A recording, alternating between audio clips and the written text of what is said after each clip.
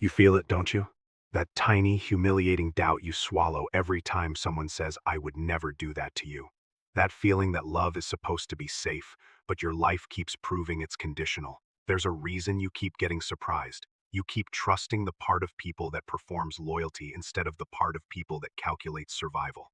Today, I'm going to speak in the language most people avoid, the language of incentives, control, and the cold logic that runs underneath romance, friendship, work, and family. And no, this is not about becoming a villain. This is about stopping your life from being run by other people's hidden appetites. In the Chinese tradition of legalist thought, there is one name that makes comfortable people flinch: Han Fei. People call him cruel, extreme, even inhuman. But what he really does is strip off the costume. He forces you to face the uncomfortable truth. Human beings almost never act from pure feeling. They act from alignment between what they want and what the world rewards. They wrap that alignment in virtue, love, respect, family, destiny, and I swear on my heart. Then they expect you to sign the contract with your trust. Here's the uncomfortable frame for this video. If you insist on trusting everyone, you will be betrayed repeatedly. Not because you are unlucky, but because you are predictable. You are predictable because you are generous with your innocence. You hand out emotional access like it's free, and you can't understand why the world uses it like currency. Han Fei's warning is not "trust no one" as a paranoid slogan. It's trust according to mechanism. It's a survival strategy for adults who are tired of being lied to by politeness. So we're going to do something that feels offensive to modern sensibilities, but it's going to heal you once you accept it. We're going to look at why loyalty is rare, why intimacy is risk, why organizations pretend they are families, and why the people who seem too good are often the most dangerous to place your fate in. Then you'll learn what to do instead of spiraling after the next betrayal. Let's begin with the first, simplest wound. You think the problem is that someone was evil. The real problem is that you believed a story that protected you from seeing incentives. Han Fei's core idea is brutal. Anyone you put your fate in will eventually optimize for themselves. They will not optimize for your peace. They will optimize for their survival, their status, their comfort, their advantage. Even the people closest to you. Most people laugh at that sentence until it happens to them, until they realize the person they considered safe was only safe as long as it served them, until they see that their kindness was not mutual, it was functional for one side. Imagine a household where the husband is the center. He has power, reputation, and legitimacy. He has one wife and he has other women around him. He believes the wife loves him. He believes the wife is loyal. He believes that marriage creates a moral bond stronger than ambition. Now ask the question that makes everything fall apart. What does love mean in that house? Does it mean the wife wishes him well even when it costs her? Or does it mean the wife benefits from his position? Han Fei points to the obvious paradox. A favored woman may actually benefit from the king's death. Not because she is a cartoon villain, because if the king dies at the right time, her child rises. Her son becomes someone with protection, authority, and inheritance. If the king lives too long, her destiny stays suspended. Her influence might shift. Another woman might become favored. Another child might take the seat she thought belonged to her, so she can love him while her mind silently calculates the timeline. You will recognize this pattern in modern life even if you don't use ancient metaphors. Replace king with CEO. Replace wife with long-term partner. Replace favor with attention, resources, visibility. The incentive logic remains. People do not betray you because they hate your soul. They betray you because they can, and because the cost-benefit calculation tells them they can do it without losing everything they value. Here's the micro-story many viewers have lived. You date someone who tells you they're different. They say the right things, they match your emotions, they let you feel chosen. Then something changes. They stop investing. They become vague. They go quiet right after you become attached. And you keep asking yourself what you did wrong, as if your mistake was in loving them too much. But the real question is different. What happened to their incentive structure? Did their opportunity expand? Did their options improve? Did they gain social capital elsewhere? Did your closeness cost them something they wanted to keep free? You can't interrogate feelings that are pretending. You have to investigate mechanisms. That's why Han Fei insists even family cannot be trusted blindly. Not because family is evil, because family creates the biggest stage for incentives disguised as devotion. In families, the price of loyalty is often hidden. You might be loved while being used as a resource. You might be supported while being controlled. You might be forgiven while the other person keeps a ledger of how your sacrifice makes them feel superior. And when you finally wake up, you don't just lose trust. You lose your identity as the kind of person who would never be fooled. So let's escalate the psychological truth. Once you understand incentive logic, you stop moralizing betrayal and start predicting it. Most people want a comforting explanation, like they were manipulated, or they changed, or it was just a misunderstanding. Those explanations allow you to keep your worldview intact. If betrayal is a misunderstanding, then your trust was still correct, and the world is still safe. Han Fei destroys that comfort. He says the world doesn't run on pure moral intentions. It runs on reward and punishment, on leverage and fear, on the incentives that shape behavior. But here is where people get confused. They think Han Fei is telling you to become cynical. No, he's telling you to become operational. He's telling you to build systems so your life is not determined by anyone else's character. Because character is a fantasy when the stakes are high. You can love someone and still be vulnerable. You can be respectful and still be exploited. You can be honest and still be punished, because honesty is not always rewarded. So you need more than good intentions. You need design. In Han Fei's framework for rulers, there are three things that replace trust when trust fails. First is law, meaning reward and punishment that are clear and consistent. Second is technique, meaning the clever use of human nature, the ability to anticipate how people maneuver when they believe they're being watched or when they believe they're not. Third is position or authority, meaning you control the structure in which everyone moves. Now translate this into your world. Law becomes policy, not written morality, but the actual consequences that follow behavior.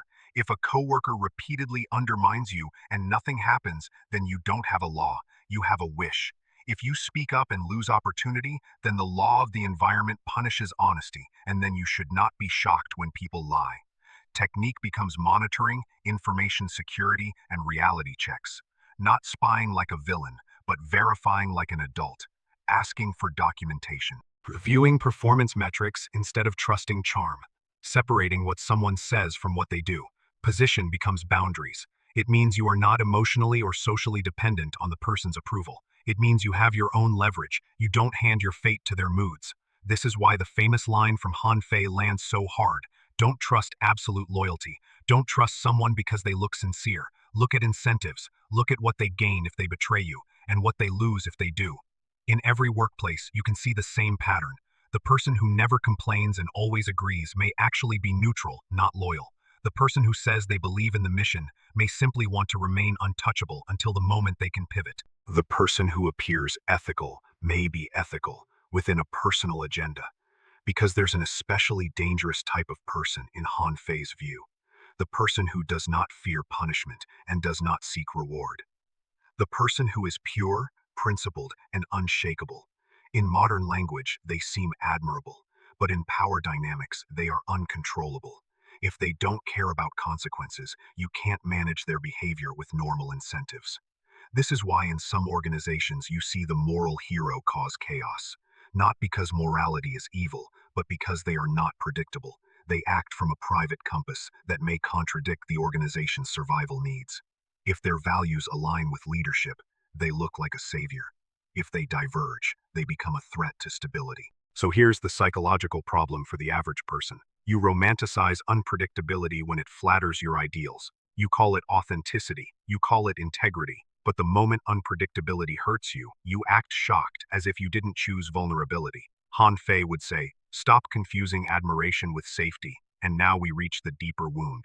You don't just get hurt because people betray you. You get hurt because you trusted the version of them that performed for you. Performance is one of the most overlooked psychological mechanisms in relationships and workplaces. People are not only driven by incentives, they are also driven by identity management. They want to see themselves as good.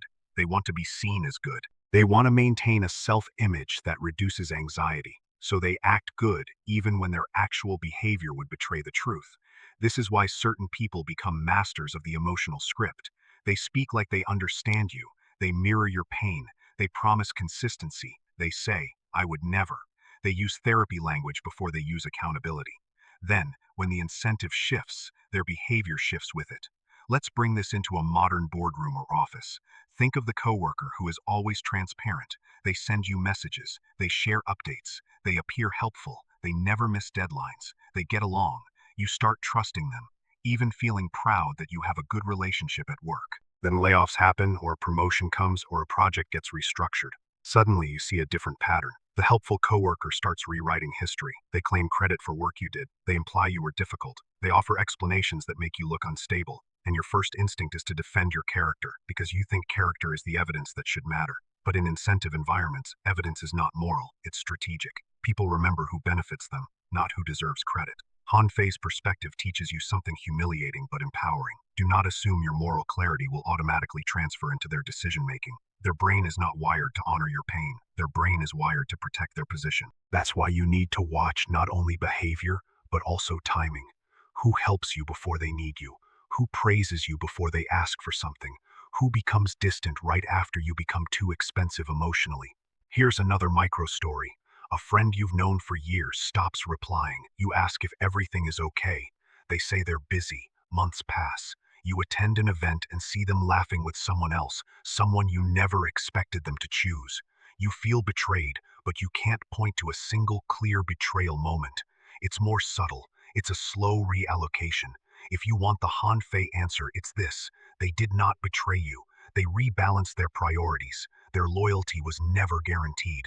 It was conditional on your value to their life. Now, you might think that sounds cynical, but it's actually the difference between living in fantasy and living in reality. Reality says relationships are dynamic. When interests diverge, the bond changes. If you build your life on the assumption that bonds must remain stable regardless of incentives, you will suffer when they shift. So what do? You stop demanding loyalty as a moral entitlement and you start demanding terms as a practical requirement. That brings us to the next level. In modern companies, the most dangerous lie is we're like a family. Family language is seductive because it dissolves accountability. It makes boundaries feel selfish. It makes performance feel optional.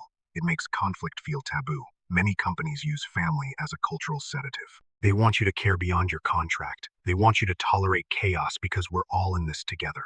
They want you to work late because that's what family does. They want you to forgive because we're one team. But Han Fei's lens would ask a dangerous question. What happens when the family principle is violated? When you underperform, do they fire you with the same speed they would in a normal market-based system? Or do they have a talk and give you endless second chances as if feelings could replace outcomes? When someone steals credit, does the family defend fairness or does it defend its internal politics, protecting the most connected person? When someone crosses a line, do they follow consistent consequences or do they invoke culture to preserve comfort?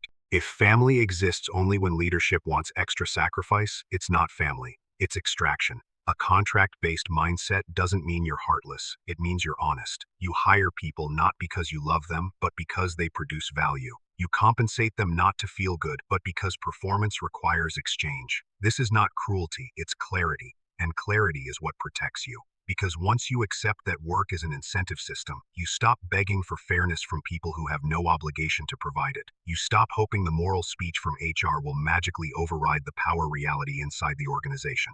Han Fei's idea of name and reality is useful here. In modern management, it's KPI and results. If someone commits to deliver, then you compare what they promised to what they actually produced. When it's consistent, reward it. When it's not, correct it. If someone exceeds expectations without reporting, you investigate. Maybe they are hiding their process. Maybe they are bypassing rules. Maybe they are building a narrative for later. Or maybe they're simply talented and your monitoring is flawed. But either way, you don't ignore the mismatch. That approach requires you to stop believing in flattering reports. Stop trusting good news that arrives without hard data. Stop taking daily updates at face value. Build cross-checks. Build systems where someone's story is verified by someone else's evidence. In other words, create a world where doing the right thing is easier than doing the wrong thing. This is where many managers fail. They try to be friends with everyone. They try to prevent conflict. They think harmony is virtue, but harmony without accountability is just a slow way to rot. If everyone knows there will be no real consequences, they will behave according to their self-interest. They will find shortcuts. They will freeload. They will manipulate metrics. They will protect themselves. And then the manager wonders why culture collapsed. Culture collapsed because you refused to manage incentives. Han Fei's approach keeps a controlled tension. Competition can be healthy when it prevents coalitions from forming against leadership. If people are isolated in their own lanes, then information flows less easily and sabotage becomes harder to coordinate. If performance is measured transparently, then excuses become weaker. Now, you might be thinking, isn't this authoritarian? Isn't this too harsh? Yes, it is harsh. It's also effective. But the goal is not to become a cold tyrant. The goal is to prevent your life from being governed by naive expectations, which leads to the final escalation. Your escape from betrayal isn't trusting more, it's controlling access